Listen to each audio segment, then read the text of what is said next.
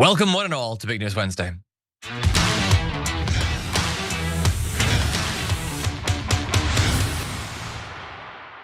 Hey everybody, it's John Iadarola. This is the Damage Report. And it being a Big News Wednesday and all, Sharon Reed joins us now. Sharon, how's it going? It's going great. How are you?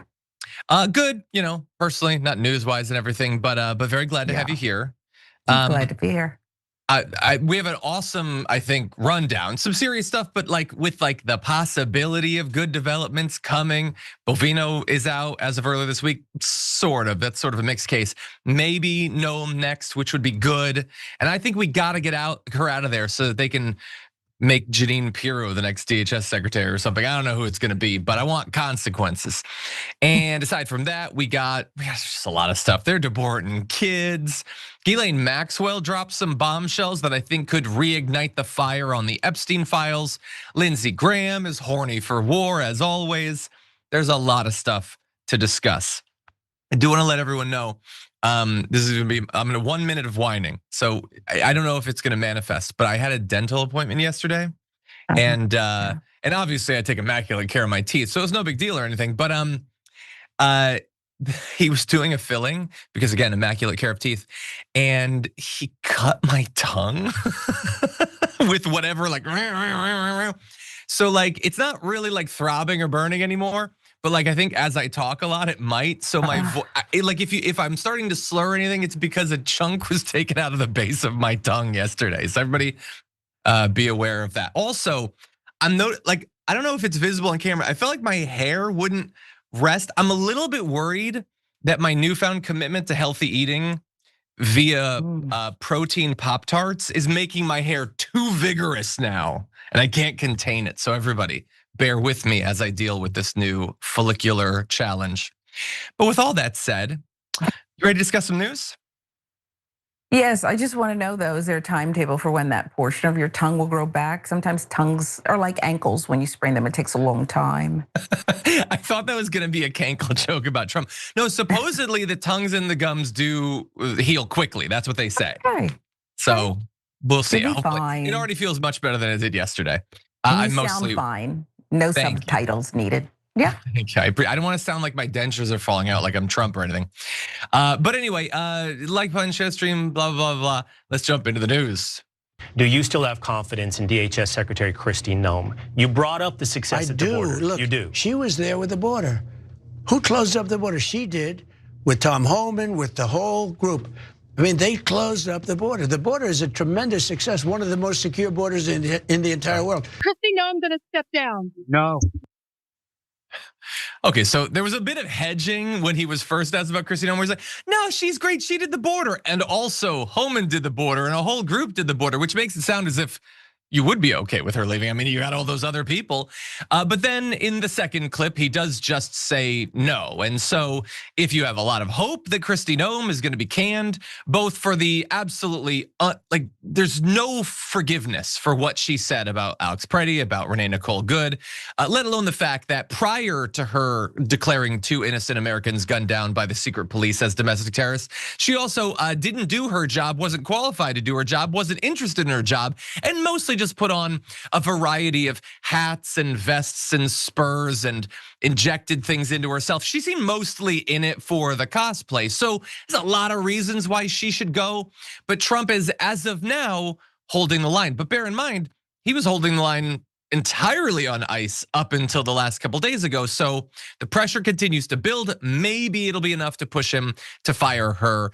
And if it's gonna be enough, it's not gonna be enough because people like me are pushing him. It's gonna take some Republicans, and we actually have some. Let's take a look. She's taken a direction that has not been helpful to the situation, and I don't think that it helps the country. Should she resign? I voted for her. I think the president needs to look at who he has in place as the Secretary of Homeland Security. I would not support her again, and I think it probably is time for her to step down. I think that what she's done in Minnesota should be disqualifying. She should be out of the job. And I mean, really, it's just amateurish. It's terrible. It's making the president look bad on policies that he won on. He won on a strong message about immigration. And now nobody's talking about that. They're not talking about securing the border. They're talking about the incompetence of the leader of Homeland Security and the other people, Bavino, whatever his name is. He needs to go back to California, get his retirement papers and go. These people are amateurs. They got to de-escalate there and treat these communities with some respect. I agree with what Tom Tillis says there. I think it's very funny that he wasn't sure of Bovino's name. And yeah, she is terrible. Now, I don't know if Trump really cares about what Lisa Murkowski says or anything. Skittlebutt in the chat says that Susie Collins has concerns. And maybe that'll end up being enough. I don't know. But she is really bad. And I would throw this out here to Kristi Noem, who I'm sure watches the show. Like, I know that you think the idea of you being fired or being forced to resign under duress is a bad thing. And usually for most politicians that would be. But think about the two potential paths going forward for you, Kristi Noem. If you stay as the head of DHS, you are going to continue to bungle things and just make a mess of it. You're not really benefiting yourself in terms of your ultimate goal, which is running for president in 2028. But think about the alternative. Instead, you are forced out by those damn Democrats because you were just too tough on the border. You were too strong in fighting the immigrants. And now, a couple of years later, you can triumphantly return to do it once again. And you can, on the debate stage, point out that all these other Republicans running against me, the Democrats had no problem with them. It was only me that they had to get rid of because I was too strong. I think that's a strong message to run on. She has an alternative one that she's running on right now, which is, it wasn't me, Stephen Miller did it. She's basically saying everything I've done it the direction of the president and Stephen. So she says of the president because she wants to show loyalty, Stephen because I think she's hoping that maybe he will be sacrificed instead. And I don't know how likely that is to happen, but we do have a couple of Republicans who are against her. We have a lot of Democrats, like 3/4 of the House Democratic Caucus has already signed on to impeach her. Even John Fetterman says that she should go, and you can't count on him being on the side of right in pretty much anything these days. And so I don't know. I don't know if it's gonna be enough, Sharon. I do know, like, if she is unlucky enough, as all of us are, that ICE decides to publicly execute another American this week, that seems like that would perhaps be enough. I don't know. We're in dark times. What do you think?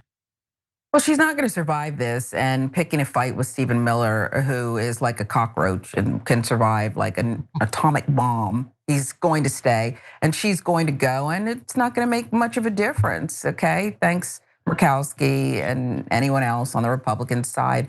I understand that she's in the role and calling for her head when such disasters have taken place is relevant, but she's not the architect of this. She's not even smart enough, thank God, if you were, to execute this properly in a devilish way. So she doesn't survive this. Stephen Miller will, and we'll see what happens after that. I mean, the bottom line is Trump has to go.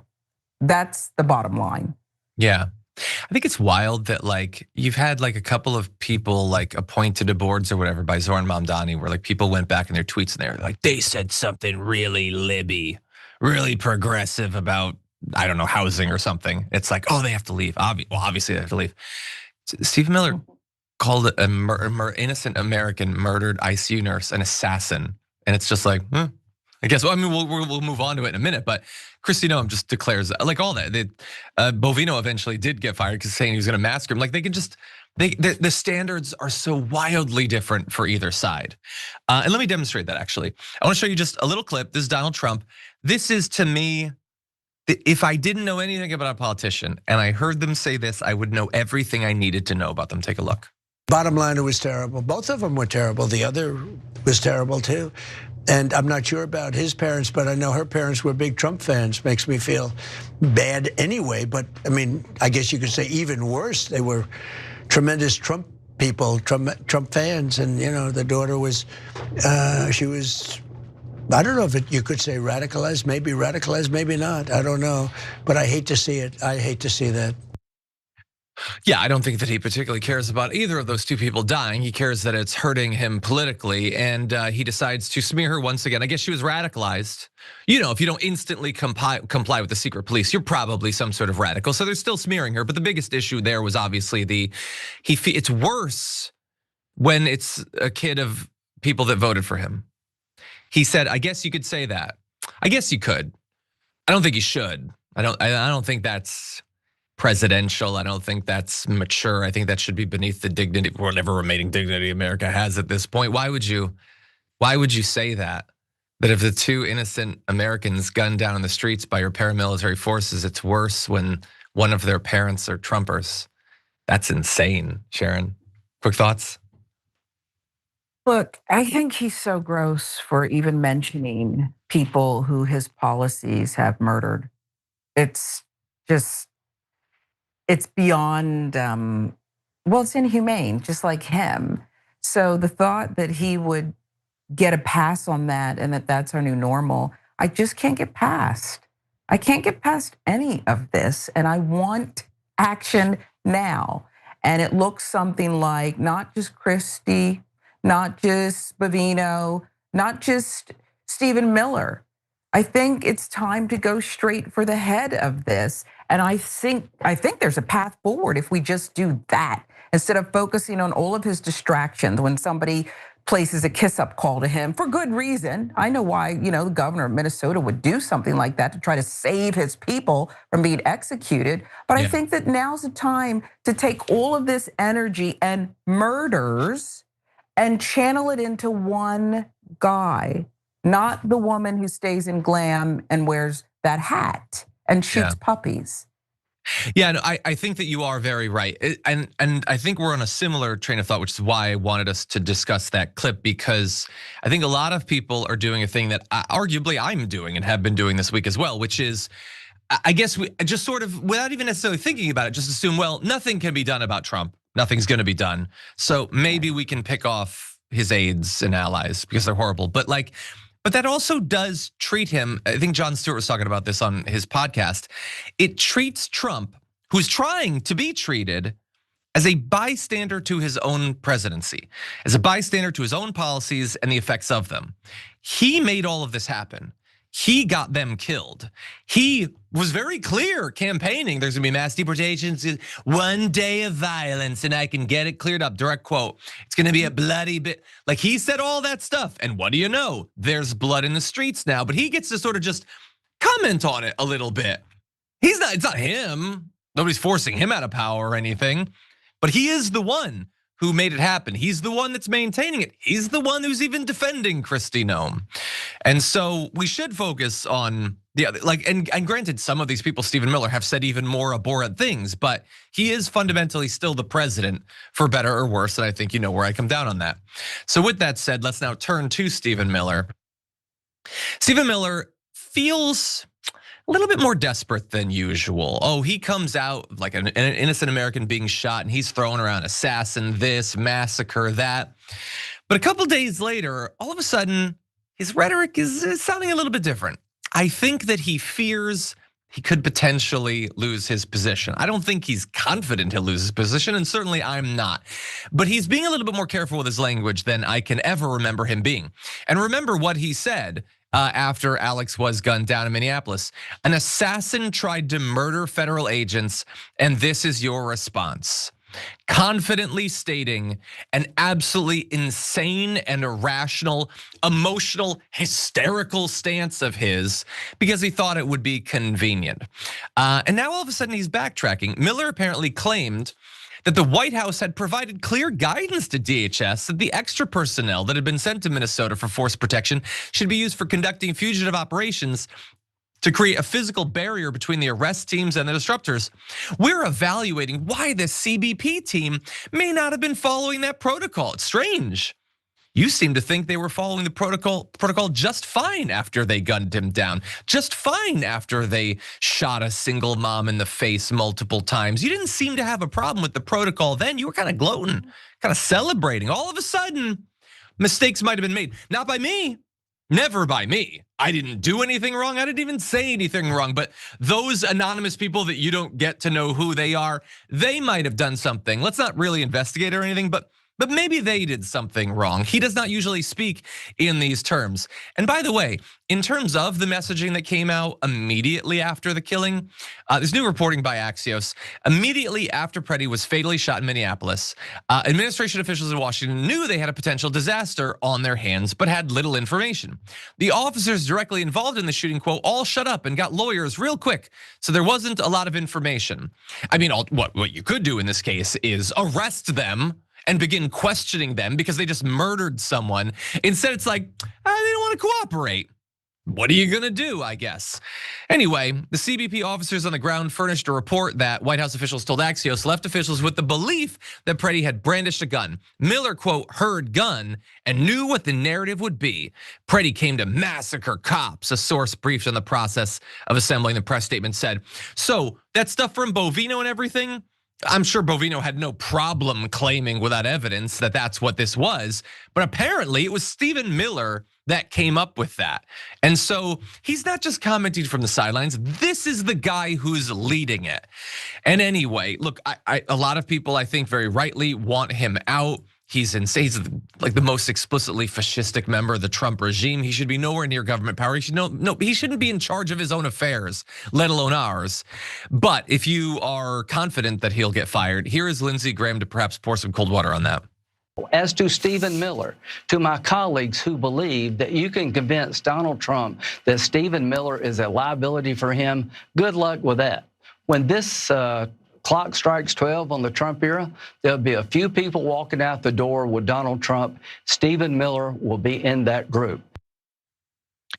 Yeah, and so I love disagreeing with Lindsey Graham, not as much as I love mocking him, but I do love disagreeing with him. But yeah, Trump seems to like Stephen Miller. Remember, a lot of people were saying that he's basically the shadow president, that Trump weirdly can't turn against Stephen Miller. I don't know why. I don't know if Stephen Miller bit him on the neck or something. I don't know what hold he has over him, Sharon, but I'm not confident he's going away despite how utterly monstrous he is. What do you think? I too hate agreeing with Lindsey Graham, but he's right. Stephen Miller is like a pacifier to Trump, the baby, or he's a blanket to Trump as Linus, okay, and the Peanuts character. They need each other. They're warm and cozy and fuzzy together, as gross as that sounds. And he can't separate from him. He's the brain and Trump is, I mean, he's also the terror, but Trump is mostly just the terror without the brain. And so they have to commingle and coexist with one another. And so he goes nowhere. I do think it's positive. And you're right to point it out when Stephen Miller, this arrogant, whatever, fill in the blank, starts moonwalking back some things. For him, that was saying a lot. It's never gonna be, I'm sorry. It's never gonna be, I was wrong. It's never gonna have any accountability that I was part of that. But he is saying things that mean, okay, the blowback is working to whatever extent, we don't know, but it's actually penetrated their little evil bubble to the point where he's stepping up and saying some things. Yeah, they do seem a little bit worried, perhaps even more worried than they've been about like the Epstein files or about the effect of the tariffs or about the government shutdown, the health insurance explosion that's happening. This is the thing that seems to be penetrating. By the way, I like Fiasco Dragon says Stephen Miller's worm tongue. Jasper Katz called him gross Ferratu. I love that Nosferatu is not enough. We need to amp it up another layer, but I don't disagree. Anyway, with that said, let's turn now to the secret police themselves with this. The message is out that Tom Homan is in. Yeah. Commander Bovino is supposedly leaving Minneapolis along with some CBP agents. Is this a pullback? I don't think it's a pullback. It's a little bit of a change. Everybody in this room that has a business, you make little changes. Bovino's very good, but he's a pretty out there kind of a guy. And in some cases that's good. Maybe it wasn't good here. So they had good crime numbers, believe it or not. And that's all working out. We have Tom Homan there now. We put him in there. He's great. And they met with the governor, the mayor, everybody else. And we're going to de-escalate a little bit. Yeah, so he's saying they're changing, he's saying they're de-escalating, but it's not a pullback because of course he can't acknowledge fault and he can't admit that he made a mistake. And also, by the way, I don't think that they're pulling back. So I think he's actually kind of being honest in saying, no, they're de-escalating visually, I think symbolically. We'll see if there's still 2,000 plus ICE and Border Patrol wandering the streets, hauling kids out of houses. No, I don't think that they deserve any credit whatsoever. Very much remains to be seen. And honestly, considering how emboldened the individual ICE and Border Patrol officers seem, I think that we're just waiting. Day by day, when is the next explosion gonna happen? Because Trump can say whatever he wants about like, oh, we're de-escalating and great experience with the mayor or whatever. But these guys want blood. That's why many of them are doing what they're doing, and they're going to find it inevitably. We predicted it prior to the last two killings. I don't want those predictions to turn out right, but it feels inevitable at this point. And let's go to some examples that lead me to believe that they're emboldened, that there's no real, dialing them back, short of getting them the hell out of here. Here first in Minnesota, this is what one federal officer said to an observer, and I think you'll see it's not particularly subtle. I will tell you this, brother. What? I will tell you this. You raise your voice, I raise your voice. If I raise my voice, you'll erase my... Exactly, yeah. Yeah. Are you serious? You said if I raise my voice, you'll erase my voice? Yeah. Yeah, it was pretty clear in the beginning, but just in case he got the guy to confirm, yeah, no, if you raise your voice, I'll murder you. That is what an officer of this mass deportation felt confident saying directly into a camera. And for once, his face wasn't even covered. Shouldn't be particularly hard to find out who he is. Let me just ask you a question. If you were picking up your chicken McNuggets at like the takeout line of McDonald's or whatever, and the person who's handing you the McNuggets threatened to murder you, would they keep their job? Now bear in mind, they don't get to carry a gun or anything. It would be relatively hard for them to kill you. Your mechanic or whatever threatens to murder you if you raise your, do they get to keep their job? So obviously this goes down to this guy. Why does he get to keep his job? And I have no doubt that he will keep his job. They should definitely investigate him, identify exactly who he is, but I don't have any faith that threatening to murder someone for utilizing their First Amendment rights is actually a deal breaker for this administration. And we're seeing stuff like this left and right. In Maine, this is not just happening in Minnesota. In Maine, they're threatening ICE watchers too. Liz McClellan, a volunteer ICE watcher monitoring the federal operations in Maine, because again, it's not just happening in Minnesota, it's happening all over, told the Portland Press Herald that a federal agent came to her home to threaten her, saying, quote, "It was one of the scariest things that ever happened to me." The guy apparently came to her home, 3 cars blocked the street outside, and said, "This is a warning, we know you live right here." And she called 911 and they told her to comply with what the federal officers say. So evidently the police are not gonna help her, as they've never been clear that they would help us against this invasion. So they tracked her down. A lot of people, by the way, are questioning whether Alex was tracked down, because he had previously had a run-in where he was attacked and brutalized by ICE, potentially was being tracked. Maybe his face was being tracked. Maybe the fact that he was assaulted and murdered was not actually just a terrible coincidence or whatever. And we don't know for sure. And since we can't even find out the name of the people that did it, I have no faith that we'll find out whatever information they had been using on him, if they had actually tracked him down, if one of the officers on the street scanned his face and he came up as a person that had previously had a run-in with them. I don't know, Sharon, but I do know that these people are feeling really emboldened. And I will just also add, I think it was late last week, they were like telling people in their cars, we're tracking all of your license plates, we're putting you in a registry, and you're a domestic terrorist. There's reports that they're leaving, I think, like spade playing cars on the cars of migrants that they snatch away, like a death mark that they're leaving or something. I mean, these people are out of control. They need to not only be fired, they need to be barred from owning a gun, operating any capacity in law enforcement. But I don't see Trump really scaling back on any of this stuff. What do you think? No, and they're the real domestic terrorists. They're terrorizing people domestically.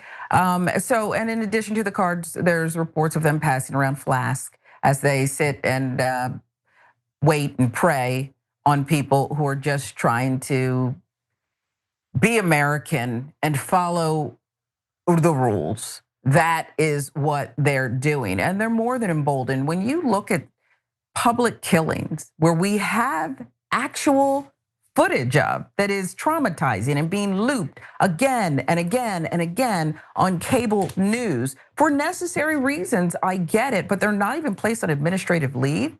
We've been told that they've been, some of them, transferred to other locations for their safety. So be afraid. There's nothing that can be done about this. I don't want to criticize Keith Ellison and Minnesota officials who are desperately trying to save their people, but I've seen indictments for less than murders caught on camera, several angles. I don't understand any of it. It may not work out, the adjudication of these murders, but I'd like to see, I don't know, something filed, except we want you to follow the law. Yeah, and I don't think it's too much to expect that you would, considering all the protections and rights that you get. I'm gonna end with this. We just bring up graphic 9. You'll see the only thing perhaps that can get Trump to back off at all is his falling support among the people. This is independents. It's a comparison of his approval rating amongst independents in his first term in purple, and in green for his second term. He is already wildly less popular amongst independents at this time in his term than he was, well, at any point in his first term. He is at 27% approval among independents. That's like Democratic Party levels of approval amongst the American people. That's what the independents think. Now, we're just getting breaking news. 2 of the agents that shot Alex have been put on leave. Oh, good, I guess, should have been instant. Also, did only 2 shoot him? I don't know. And who are they? Again, weird that somebody that committed an act of murder gets to have their identity hidden, but still, that's good. It's another indication that the pressure campaign might actually be working, but we don't have justice until we have justice. We don't have justice when we take a step towards it and can see it in the distance. So everybody, if you're putting pressure on them remotely, if you're down in the streets there, please keep it up, because there is some signs that it actually might be working. Okay, with that said, I think we should take our first break. We'll be right back.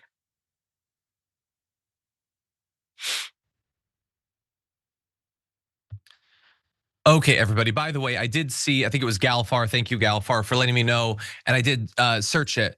The FBI have executed a search warrant at a Georgia election office related to the 2020 election.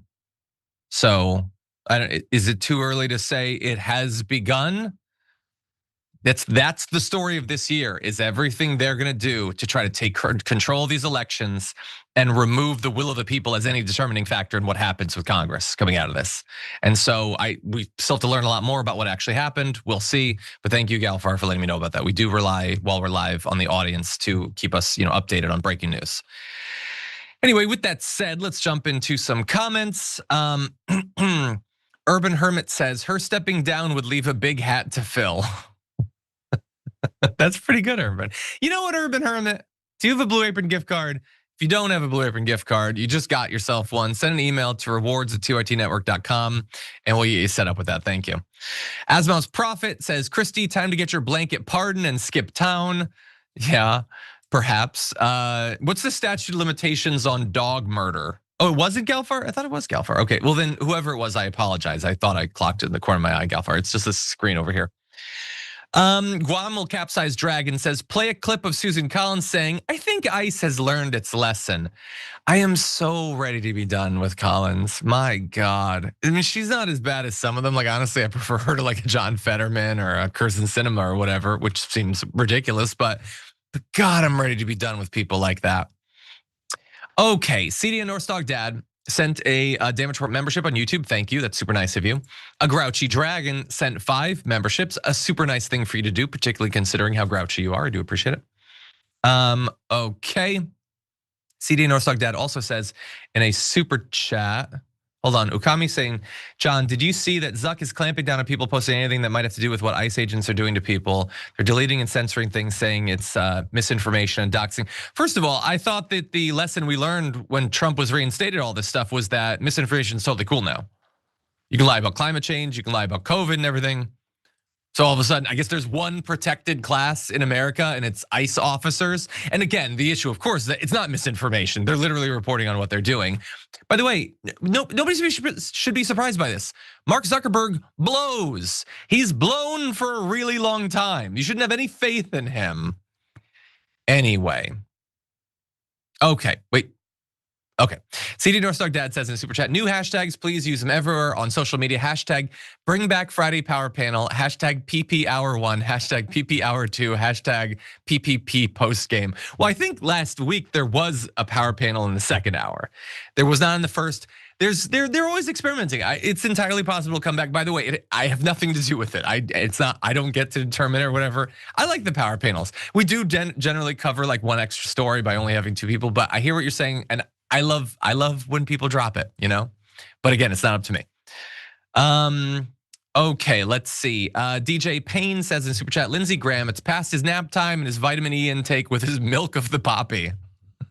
He does have a little bit of vibe of Meister Peisel, I think was his name.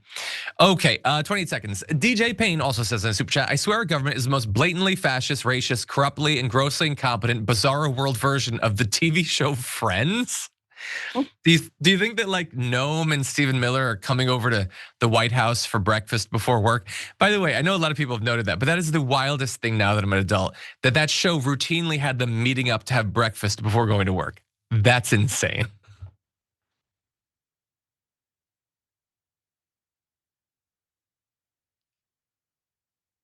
Okay, if you're just joining us now, please hit the like button as we jump into this next story. Oh wait, breaking news. Hold on. Brett says power panels coming back soon in limited special circumstances. Look at how fast the hashtags worked. That was like 3 minutes and we already have action. The will of the people have prevailed, I guess. I don't know what those special circumstances are, so I apologize. And it's also Brett, so it's possible that he's doing a joke or something. Brett says, Zuck laughed at my joke, so he can't be that bad. I don't think he can authentically laugh anyway, but I'm glad that he manufactured one for you. Anyway, with that said, let's jump now into serious stuff. The Trump regime wants you to be sure of one thing. They would never use a child as bait, and they damn sure would never deport a United States citizen, especially a kid. They've been telling us that for a year now. This came out in April of last year. Fact check, DHS is not deporting American children, blah, blah, blah, blah. How dare you say that? And then more recently, ICE tweeted this, you're lying for clicks yet again about the 5-year-old that was detained in Minnesota. They didn't use a child as bait, the child was abandoned. How could you say that? Lying about them. And then DHS's one of their chief propagandists, Tricia McLaughlin, she went on Fox News to say, the immigrant guy, he ran away, he abandoned his own child.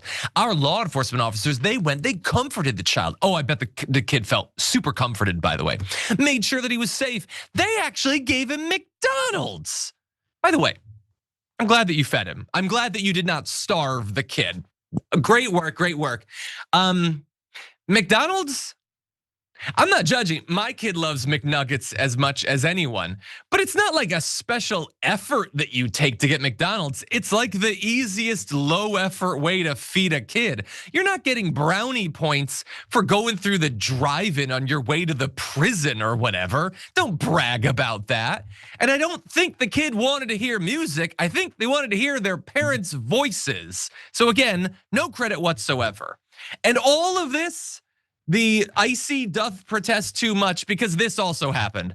5-year-old deported to Honduras despite being US citizen is latest child victim of Trump crackdown. And you might be thinking what I was thinking this morning, which is, wait a second, dear God, a judge just blocked them from deporting this 5-year-old. And actually, no, you're misremembering. That was a different 5-year-old that they were hassling. This one was actually deported about 2 weeks ago. Adorable little girl, you can see in that photo, Genesis Castellanos, deported 2 weeks ago to Honduras, a country she has never been to because she wasn't born there. She was born here as a United States citizen.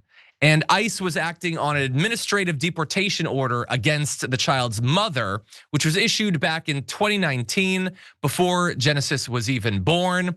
And the mom apparently was telling them, I kept telling them the girl was born here. They didn't care. They picked up the child, just put a jumper on her and told me to get into the car with her.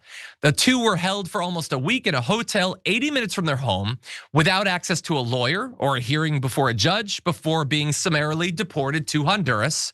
And they say this: despite what she described as a beautiful and stable life in which Genesis was growing up surrounded by uncles and cousins, Gutierrez, who worked as a cleaner, said she was living in constant fear amid an increase in ICE raids. Quote, I would get into my car to go to work and I felt afraid that someone was behind me and would stop and arrest me. And by the way, she has previously tried to get a special form of visa, tried to go through the system the way you're supposed to, doing politics the right way, because she was a victim of domestic violence and was terrified that if she was sent back to Honduras, she would experience that yet again. And so yet again, our government had the opportunity to protect a woman and they declined to do so, instead sending her and her daughter, a 5-year-old United States citizen, to a country that at least one of them has no experience with and the other hasn't been there in at least 6 years.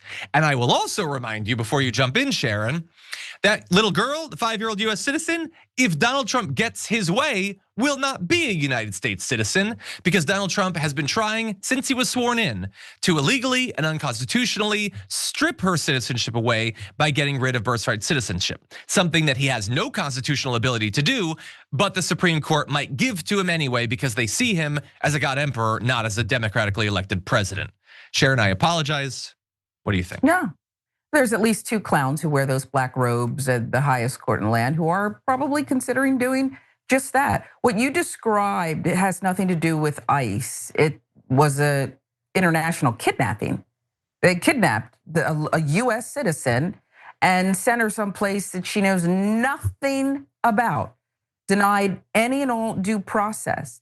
People are supposedly, this country that was founded on people coming from all over the world to, quote, make it great, some of them not willingly, they should be able to say, this is my circumstance, weigh it, adjudicate it fairly, and decide if I should be allowed to stay here in a country that has endless opportunities even now. But instead, they're kidnapping little children.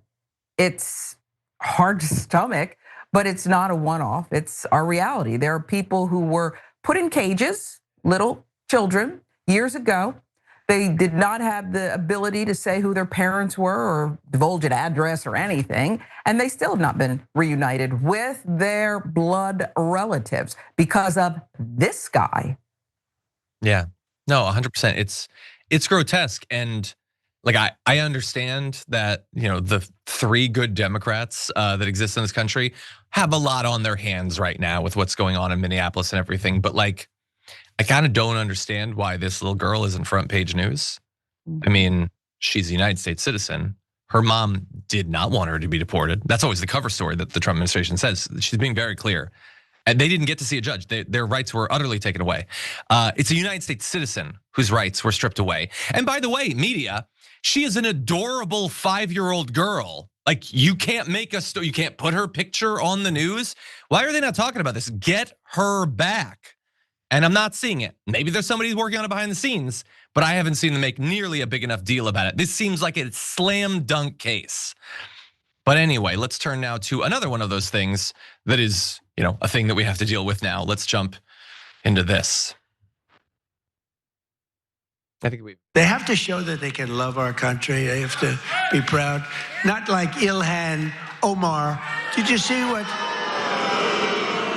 that wise guy? You know, she's always talking about the Constitution provides me with the following. You know, the Constitution, she comes from a country that's a disaster.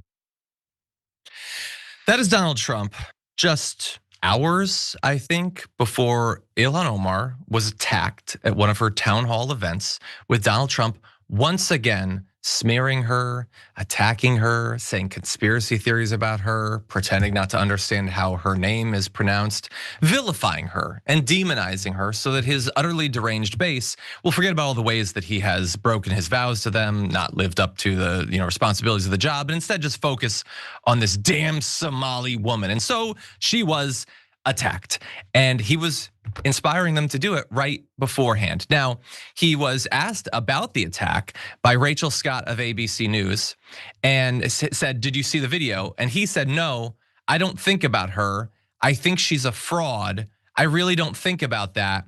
She probably had herself sprayed, knowing her. I haven't seen it. No, I hope I don't have to bother. Which, I don't know about you, I'm thinking some things that I'm not allowed to say. Deeply radicalizing when you see your president find out that one of his devoted followers, as we'll get into, attacked her. Thankfully, she's okay, as far as we know. The next time, maybe not. Because of what he's saying, he gets to say, she probably did it to herself. I don't care, I'm not gonna bother. Any other president in American history would have said, no politician in America should ever have to worry about it being attacked for simply holding their position. I hated George W. Bush. He definitely would have said that. John McCain would have said that. Ted Cruz would say that, but not Donald Trump. And by the way, interesting little note, if you're inclined to think this way, as Astanax points out, first reaction is to assume someone would stage an attack on themselves for PR. Just an interesting little thing. Donald Trump would never project in that way. Now that said, she was actually attacked, and I want to show you what actually happened, especially because it demonstrates how utterly brave Representative Ilhan Omar is. Take a look. Secretary Kristi Noem must resign or face impeachment.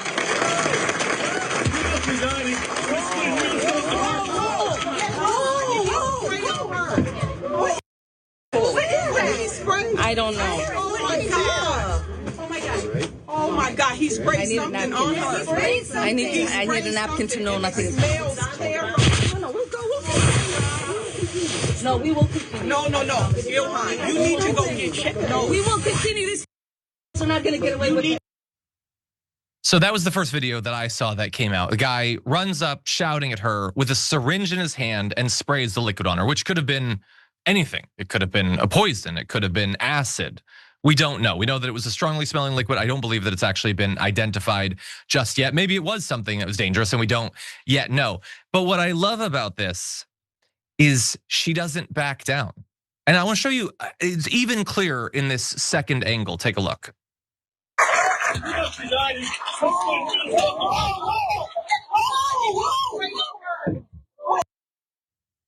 She goes at the guy and cocks her fist back. And I just want to remind everyone how Donald Trump has responded. You remember when he was at some rally and there was a loud noise and the dude almost dove to the side? When the eagle flared his wings and Donald Trump crapped his pants in a video. You remember when he was supposedly shot at and eventually they got his ass back up and he eventually raised his fist, and it was very brave because anyone else would have never gotten up from the floor. The idea that he would ever have the bravery that Representative Ilhan Omar had is ridiculous to me. So anyway, the guy has been identified, Sharon, 55-year-old James Kazmierzak, I believe his name is. He's arrested on suspicion of assault. He's yet to be formally charged, supposedly. Loves Donald Trump. Here are some of his past profile pics on social media. There's a little bit of a trend here, perhaps. And according to his neighbor, he's got problems, obviously. He's a massive fan of Donald Trump, but he posts stuff about Donald Trump, hates Representative Ilhan Omar, apparently told the neighbor that he planned to go to the event and do something like this, which if somebody tells you that, maybe do something about that, because Representative Ilhan Omar could have been attacked or seriously injured yesterday. So I feel like we have a civic duty to alert a politician that a friend of yours is deranged. But anyway, Sharon, what do you make of it? Yeah, we've got problems too. Donald Trump is our president. He's radicalized another individual who may have been predisposed to a lot of this. But you have a president who said something nasty about the representative yet again. And that was the cause. The effect was somebody jumping up and spraying something in the representative's direction and trying to, at least it seemed like, want to harm her. And the fact that she was immediately in a posture where she was ready to fight, I think is brilliant. It'll be used against her because Black women are supposed to be strong and can take care of themselves. And while I believe she is strong and can take care of herself, like most of us have to, it doesn't negate the fact that an all-out war has been put upon us by Donald Trump. And yeah, neighbor, next time the crazy guy next door who prays to some kind of ridiculous Donald Trump god says, I'm going to go do this, you might want to pick up the phone and call ahead of time. Just give us a little warning. Yeah, no, 100%. By the way, yesterday on the show, we covered a guy who had federal investigators go and talk to him because he was making violent threats against Ilhan Omar. Between that one and this one, Donald Trump, again, more conspiracy theories, more hate. He is not going to rest until she is dead. And we have a 25th Amendment for stuff like this, but unfortunately, nothing's being done. By the way, Maxwell Frost was just attacked this last weekend. Multiple right-wingers attacking representatives. But again, tell me about how the left is the violent party. And I'll end with this, just a message from Ilhan Omar, who said, "I'm okay, I'm a survivor, so this small agitator isn't going to intimidate me from doing my work. I don't let bullies win. Grateful to my incredible constituents who rallied behind me, Minnesota strong." And it would be totally understandable if she was now scared to do events like that because of this. It doesn't seem like she's going in that direction because she's braver than most. Okay, we're gonna take our second break. We'll be back with more after this.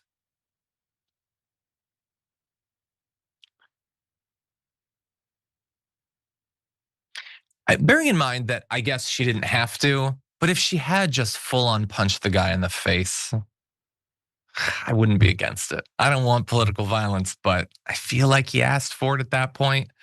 Anyway, the bravery. Magic Monstera, member for 14 months, says, "I saw the video of the attack. Homegirl was ready to punch back, totally 100% ready. Didn't even, like she doesn't even know what was sprayed on her at that point. Most people would at least like backed up and checked or something. She instantly was on the warpath." Marianne DB, member for 21 months, says, "This is so off topic, but I'm reading, and I'll say in crapification, but people know what it is and what the book is and everything. So it's on my mind. John, do you like Cory Doctorow? I think you would find him entertaining." So I'm familiar with I haven't actually read it. I do definitely need to. I've like seen like bits and pieces. I can't make a super strong about it. I don't think I have any problem with Cory Doctorow. It's just, there's a lot of stuff out there. It's hard for me sometimes to keep all of the writers and what they've written in my mind. But I do like the theory, and I definitely think it's everywhere that you look these days. Okay, Scoopster says, "Drop it like MAGA's respect for the Constitution, even just for the Second Amendment recently." Brooks says, "John canceled the power panel, pass it on." Well, thankfully, our savior, Brett Ehrlich, has swooped in to bring it back. And with neck spasms, no less. By the way, Brooke, how's Brett's neck doing? Is he recovered? Is he gonna be able to play golf this weekend? Okay, not with me, but still.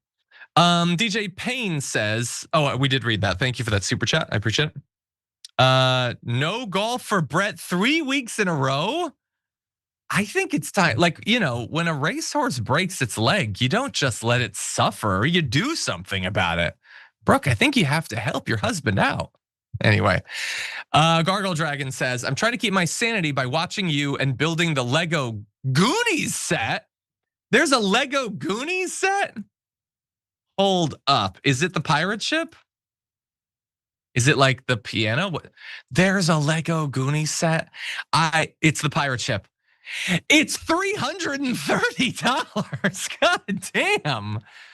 Oh my God. So on the one hand, I can't wait for Raina to eventually like Legos. On the other hand, why are Legos the most expensive object by weight on Earth? I don't understand that. It's made of plastic. Everything's made of plastic, but for some reason, only Legos are that expensive. Are like secondhand Legos cheaper? Why are they? Buy them from Bricklink. What is Bricklink? And I know they're doing it because they can. It's why I was so excited about going to Disney more with my daughter. And like I kept like vacillating between like, how dare they charge so much with then, and I guess they can because people pay it, but like, it just seems unfair. I think they need to build a second Disneyland right next to Disneyland to help with supply and demand or something. I don't know. But these Legos are expensive. And I know that they're just gonna end up beneath the couch in a day or two anyway. That's too expensive just to end up under a couch. There's a Lego Star Trek set apparently coming to Norfolk in Way a Dragon says. Again, I'm too worried about how much it would cost. I think they had a Sauron helmet Lego set, which seems really cool. But again, it's probably $1,000. D&D Lego Dragon is $360. Come on, Lego. Like, I honestly think there needs to be some sort of federal legislation or something, because that's crazy. Anyway, okay, sell your Porsche, buy Legos. I wish. Anyway, ooh, Super Mario Lego again, $1,000. Too expensive.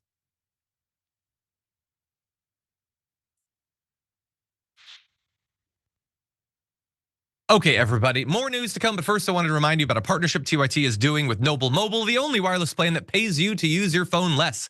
You can switch to Noble's Noble plan and get unlimited data for just $50 a month normally, but right now you can get it for only $10 a month. Plus, the unused data you don't use gets you cash back, so even cheaper. You can check that out at tyt.com/switch. And with that, let's jump into more news, starting with this. Who, if anyone, did Epstein traffic these young women to besides himself? Himself. There is no credible information. None. If there were, I would bring the case yesterday that he trafficked to other individuals. And the information we have, again, is limited. So the answer is no one? For the information that we have. In the files? In the case file. So that was obviously ridiculous on its face. Less ridiculous to hear Kash Patel talk that way when you realize that he's not remotely interested in tracking down the actual elites who committed these horrendous acts of pedophilia for literally years. He's just there to cover it up. He says, with all the information we have, but we know they have millions of documents, and he has no interest whatsoever in actually looking at them. And it turns out when you, I don't know, talk to the key players in the story, you can find out a lot more. And we are now finding out a lot more about the accomplices and the other criminals in this case. Ghislaine Maxwell apparently just provided more information about them, something maybe Kash Patel could look into. Buried in a habeas petition that Maxwell recently filed in court, hoping to void her conviction, she referenced 4 potential co-conspirators and 25 men who allegedly reached secret settlements connected to Epstein's abuse and were never indicted. We don't know who they are. We don't know what acts they committed. We don't know what the settlements were, but there's apparently a whole cinematic universe of co-conspirators out there that Kash Patel apparently didn't even look into and doesn't seem particularly interested in. And this is, by the way, not even the first time that we've seen people get settlements and not be indicted. Billionaire Leon Black, a Trump ally and former Apollo CEO, apparently paid $62.5 million to the US Virgin Islands to settle claims tied to his financial dealings with Epstein. There were no criminal charges, just a very large check and a quiet exit. And let's do the context here. It's a very large check for you, for me, for a billionaire. It is nothing. It's how much his accounts go up and down on a daily basis. And you can avoid all responsibility by just cutting a check.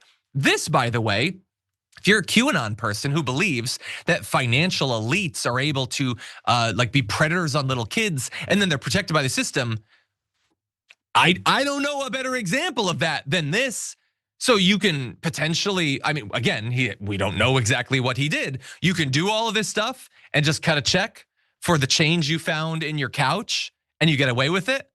Where's Marjorie Greene? Where's Dan Bongino, the great the guy going after the predators? Doesn't seem to care about billionaire Leon Black. In any event, we could potentially find out more from Ghislaine Maxwell if we could trust Pam Bondi or Tom Blanche to actually be curious about the crimes rather than just how they can shut her up about it so that Donald Trump doesn't get in any trouble. But as of right now, I don't know what we're gonna learn. Thankfully, the DOJ has at least put a very clear timeline on when we'll see the remaining documents. They said in a court filing on Tuesday, they expect to release the remaining documents in the near term. They did not provide a specific date for when they would do it. So I was being sarcastic before. We may never see those documents. Sharon, what do you think? You're not gonna see them. And I think Ghislaine Maxwell has more leverage now than ever before that they're not going to turn over the documents, and she'll probably be getting out soon because that's going to be the only way to shut her up unless she decides to off herself like her friend Epstein did. She's going to probably just get out and live out her life and go back, overseas or wherever there's no extradition, and we'll just do away with the sexual abuse of children because that doesn't matter.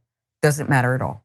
They're certainly not acting like it matters. And by the way, eventually I feel we're gonna be able to do a super cut of every Wednesday, you coming in saying, you're not gonna see the documents. You're not gonna see the documents. And every week you're proven right. Yeah, 100%.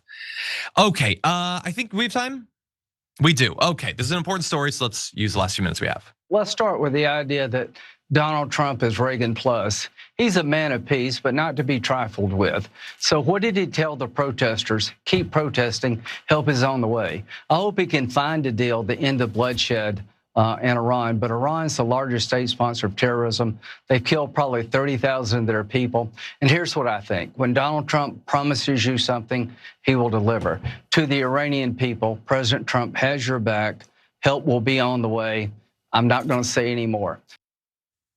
I mean, I feel like you said a lot. You very clearly signaled that we're going to be bombing Iran again, and you don't seem that sad about it.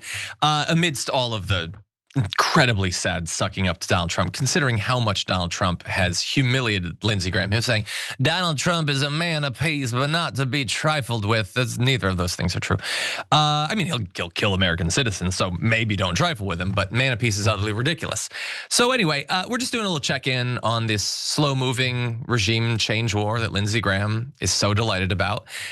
Trump, meanwhile, is sending an armada to Iran. He said this on Truth Social: a massive capital A armada is headed to Iran. It is moving quickly with great power, enthusiasm, and purpose. Yeah, you check out the ships and they just look so enthusiastic, the boats. Oh, that aircraft carrier, it's grinning ear to ear. Freaking weirdo.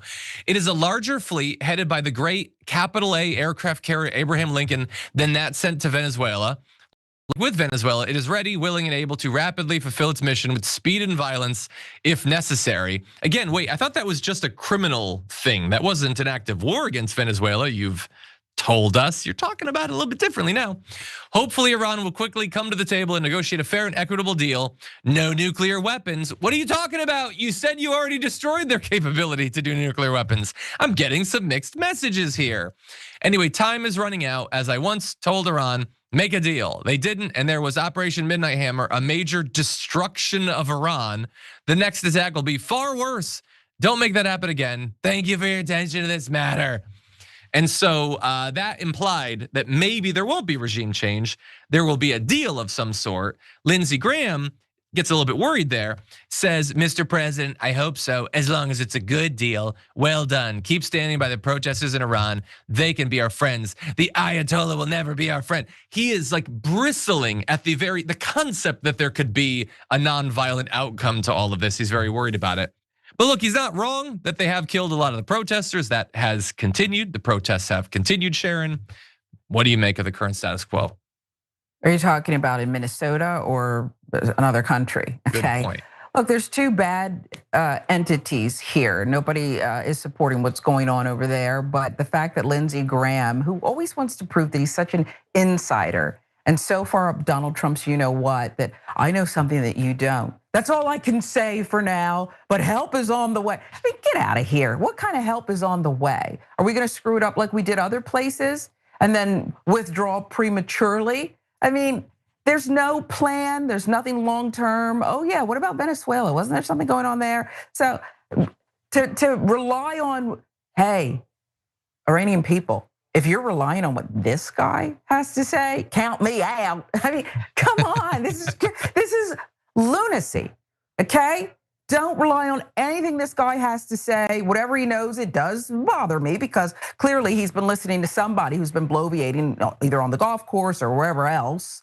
And it's just not gonna be good for anyone. Yeah, look, I predicted that the bombing would happen last weekend. Obviously it didn't. For the first time ever, I was wrong about something and I take ownership of that. How's that feel? I don't like it. It makes me, it feels like a cut to your tongue. But anyway, that said, we're not sending an aircraft carrier and an armada just to put pressure. We're not spending billions of dollars just to put pressure. They're gonna attack. Again, I'm perfectly happy to be wrong twice. I kind of doubt it's gonna happen. And that said, we are unfortunately over time on this first hour. So we gotta tap out. We got more news to come in the aftermath for those of you watching live on YouTube or on Twitch. So definitely keep watching. For the rest of you, thank you as always, and we'll be back after this.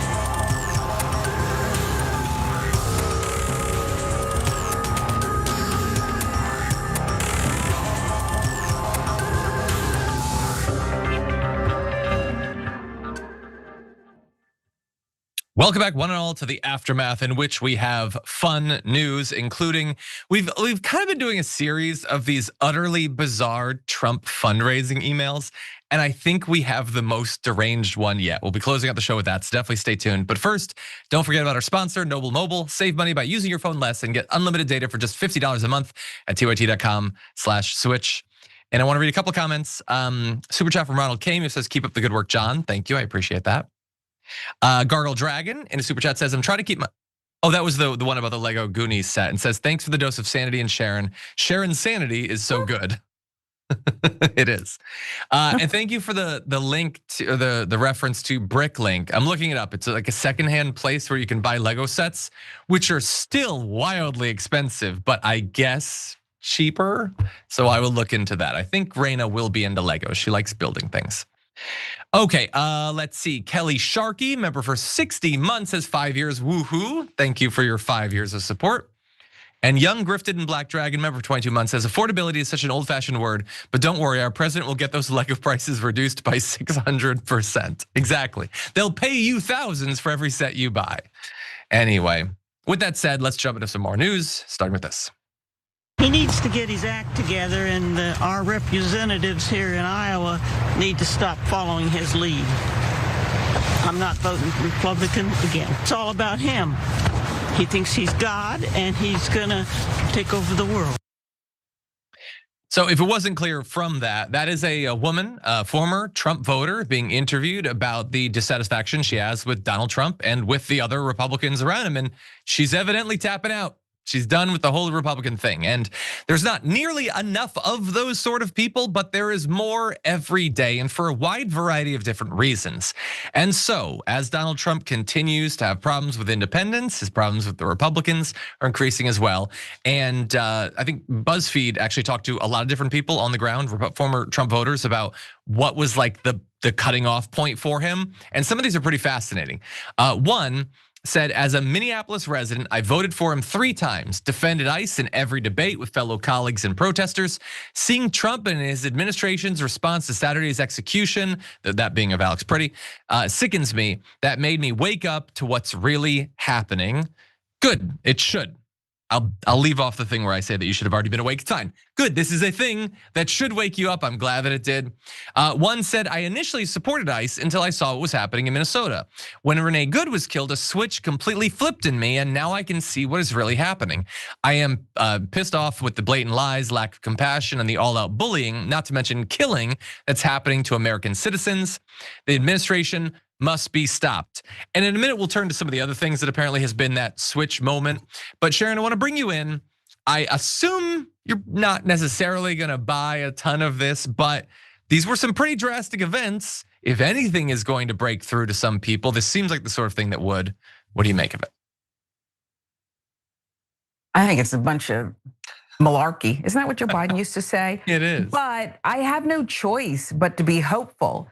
We all wake up at a different clip. When bears hibernate all winter, they don't all wake up, to one alarm clock.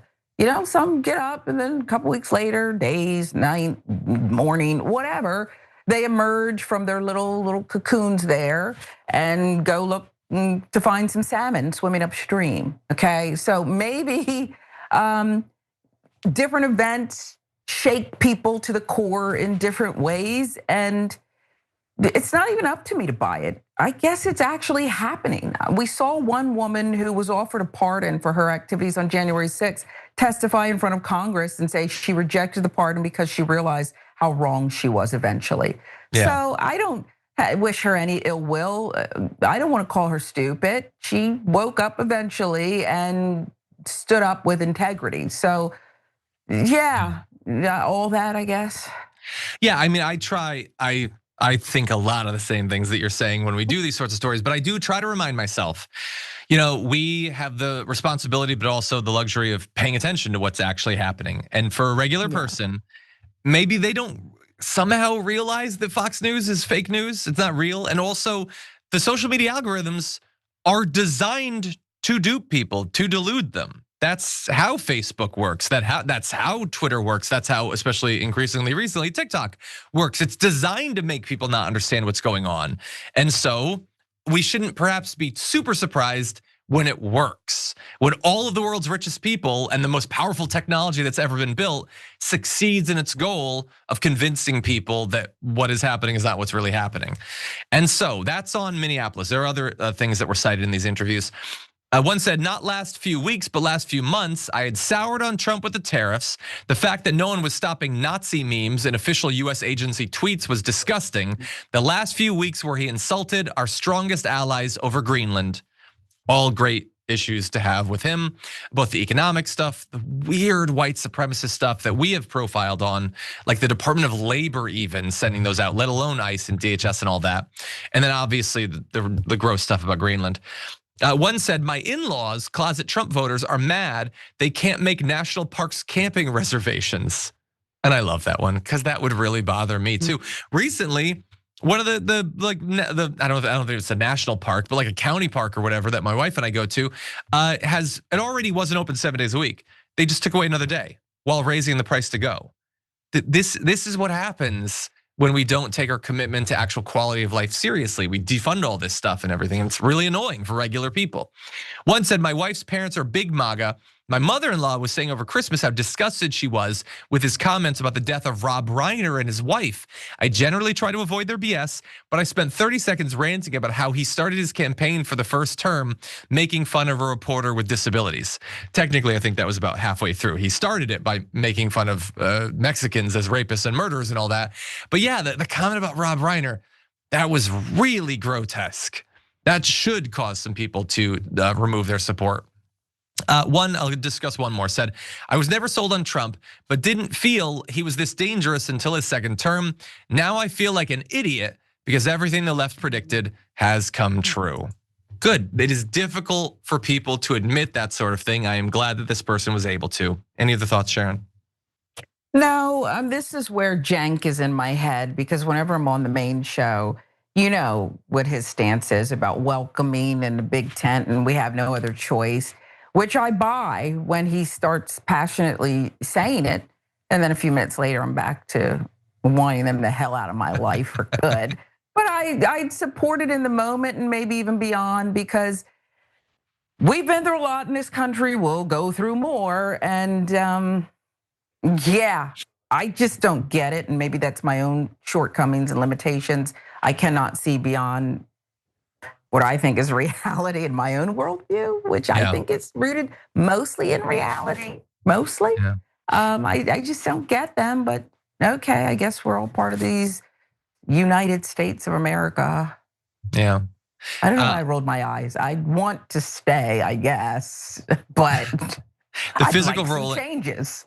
Yeah, I could do for a few as well. I'll end with this. There was an acknowledgement there. So like the whole mass deportation thing was like some people, it's immigration or whatever. Generally, I think it's just they want to hurt people that they don't like. They want to hurt black and brown people. They want to hurt libs. They want to hurt blue cities or whatever. And like that's what it's supposed to do for these people. But they're like routinely murdering white people now. So for some white conservatives, that might not be as much fun as they thought it was going to be. Let's just keep it real. It's dark, but this is not the sort of person that was supposed to be getting gunned down under Donald Trump and his mass deportations. Anyway. We have other news that we're gonna get to in just a sec. Also, we got comments. Blackfire Sasuke says you should start checking member chat for super chats. And so I don't know if previously we had done that. I guess recently we haven't been doing that. So that is now a thing that's on our radar. No, Ashley was doing it right. Yes. Okay, so we were. Okay, good, because I was worried that for a while we were missing a lot of super chats. Apparently we weren't. Okay, so I'm as confused as everyone else, but hopefully we're getting all the messages. Okay, let's see. We have some stream streaks. Lady Bugtada, 30 stream streak. Chi-Town's Finest, 40 stream streak. Technauseated, 40 stream streak. Jesus, that goes back quite a while. Well, thank you for your support. Okay, finally, Els Bells says she had the reaction time and energy of a Maury Povich guest who just found out that her man was two-timing or here for it, talking about Ilhan Omar there. That's good, that's good.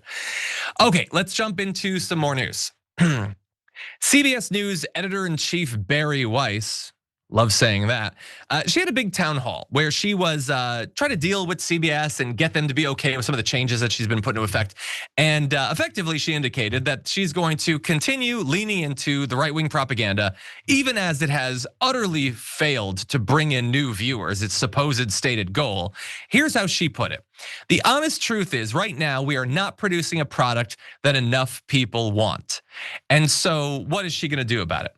Well, what do you know? Hire a bunch of conservatives. What I would label ideological DEI. They're probably going to put it in a different way, but among the changes that were announced, the network will bring on 18 new commentators akin to US cable news powerhouses CNN, MS Now, and Fox, as well as steep staffing cuts to those who don't align with Weiss's vision for the network, probably politically or in terms of Israel or whatever.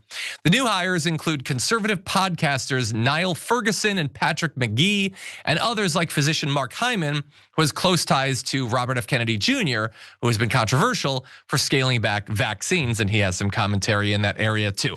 So the idea is hire more right-wingers, bring on more right-wingers. And obviously, CNN hiring a bunch of right-wingers ever since 2016 has made them a ratings juggernaut. Just bringing in more right-wingers obviously always helps solve all of your problems, but that's what she's going to do. Now, what's interesting is that people have been very clear that they don't actually want this out of CBS. So the network had their town hall with Erica Kirk. This was Bari Weiss's idea. We're gonna bring in Erica Kirk, obviously. It saw an 11% decline in viewership compared to typical viewership in the same time slot. So not only was it not a huge hit, it was literally worse than running the reruns that they could have otherwise done. Also, she was the one who oversaw the relaunch of the CBS Evening News, bringing on Tony DeCoppel or whatever, who has been backsliding in the ratings ever since. They've lost like 30% of their viewers since they launched that. People didn't want to see Erica Kirk. They didn't want to see this guy. It's not actually working, and yet she's doubling down on it. And why might that be? Is it possible that the end goal, the metric for success, is not viewers and it's not profit? It's doing the sort of news and not doing the sort of news that the Republicans want, and just giving them the propaganda they want, not running, critical stories about the immigration effort, flooding the airwaves with conservatives so that you don't hear from leftists or even centrist Democrats. It doesn't matter if it tanks. It doesn't matter if it fails in terms of the business, if the business is not fundamentally what it's about. And that's really what it's looking like. And honestly, Sharon, what it's looked like ever since they brought on Bari Weiss, who had no qualifications or capabilities when it comes to this. It's just been right-wing DEI from the very beginning. What do you make of it? And she's not even good at it. I mean, at least Fox News is good at it. She's not even good at it. She doesn't have the bodies yet. More people have to be replaced. I once was on vacation in Miami and I ran into, I was in an Uber. And I just started talking like I often do, probably too much. And the guy said, I used to be in quality control and I would take over Burger Kings. And I said, the customer service must have been horrendous. And he said, yeah, but what I had to learn was you got to work with what you got. I couldn't just go in and fire everyone. I had to have an influx of new people and they would then begin to turn the tide. People would kind of leave on their own if they didn't feel welcome there because there'd be a new standard. She doesn't even know how to do that correctly. I mean, look at Tony DeCoppel on the evening news and what has happened. I guess his story about little Marco being a great champion and what a great guy was about their biggest success. Everything else has flopped miserably. Yeah. But it does remind me of a plot. Did you ever watch that morning show, The Morning Show on Apple TV with Jennifer Aniston and Reese Witherspoon? This is the same plot. They brought in all of these people. It was horrible. Mary Jane on BET, same thing. I'm just telling you, if you want to binge watch something, this has been done before. And it didn't work out on either of those shows either. It didn't work out. Yeah, I don't remember. I'm not a huge fan of Morning Show. I've watched like 4 seasons, 5 seasons of it. I'm just not. I like all the people involved. I just don't like the show. But anyway, yeah, no, you're totally right. In terms of like working with what you got, my wife put on Bar Rescue yesterday, which I'm not a huge fan of that either. I think they're really mean to the workers. And as a former food service person, I think they're too mean. But like you come in and you make it cleaner or like new machines. You don't turn it into a wood shop. Like it's still gotta be a bar at the end of the day. Yeah. And so, yeah, I think you make a good point there.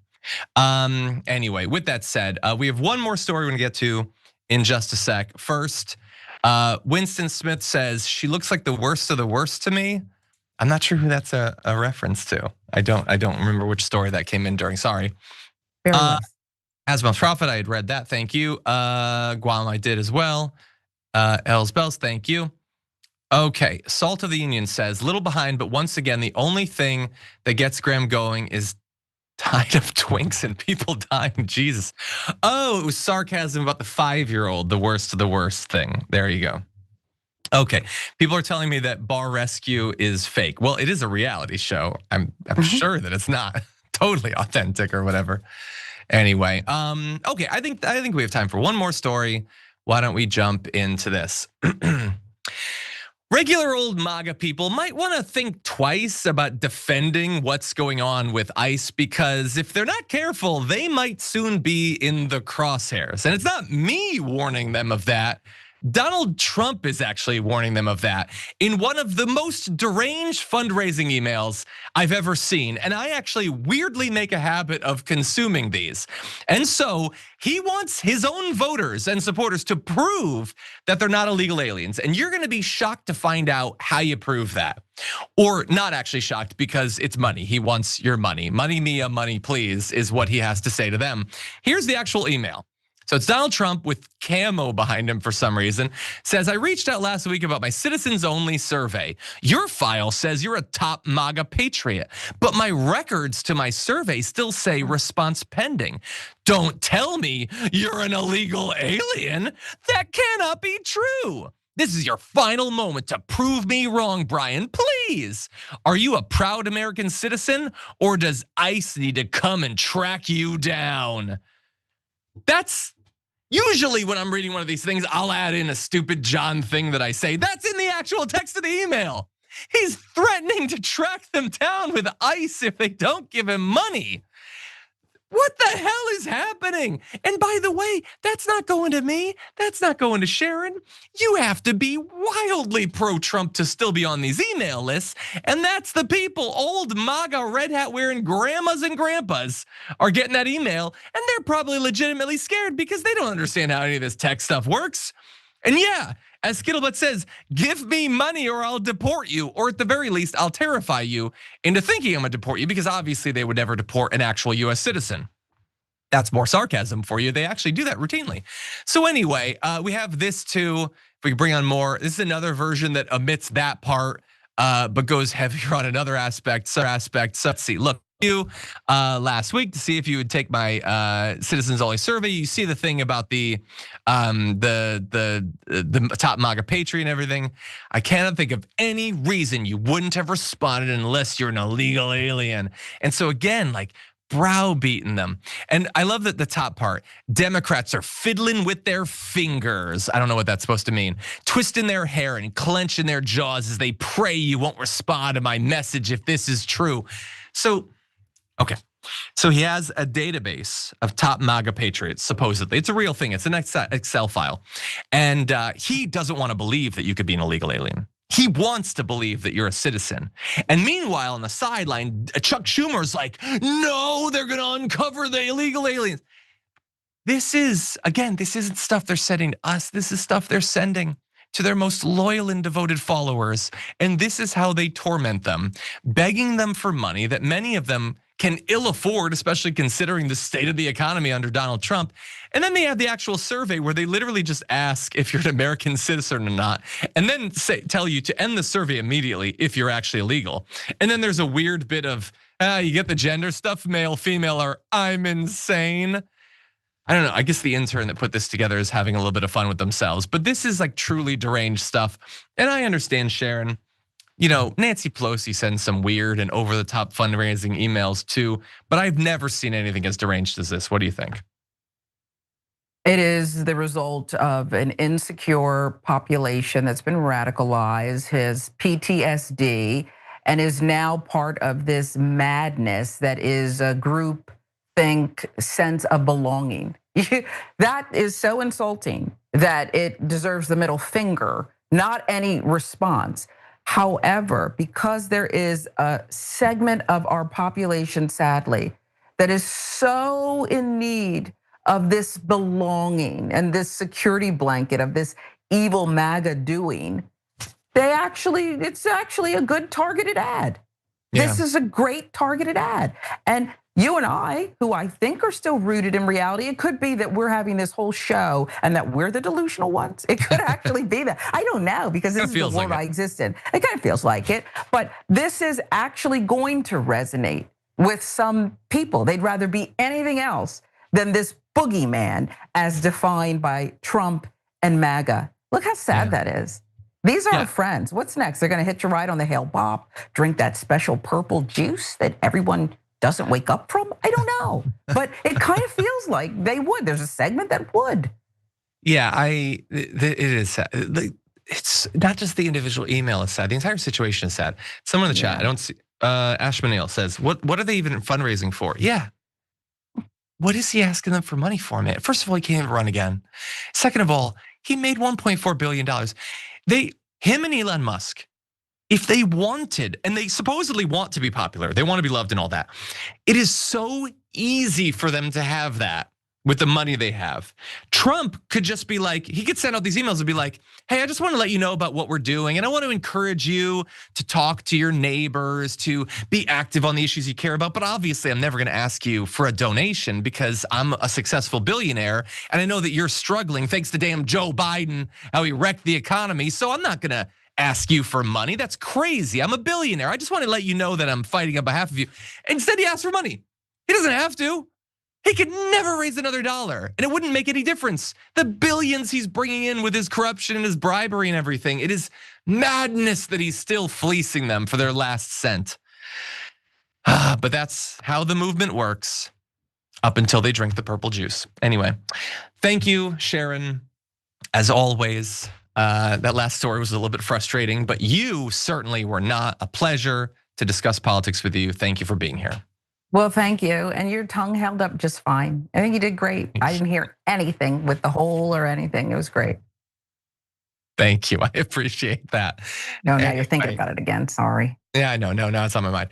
I'm gonna take some painkillers after this. But thank you, everybody. Tomorrow is actually gonna be a John Solo show, and especially with the state of my mangled tongue, I will need your support. So please be there to watch along, to chat along.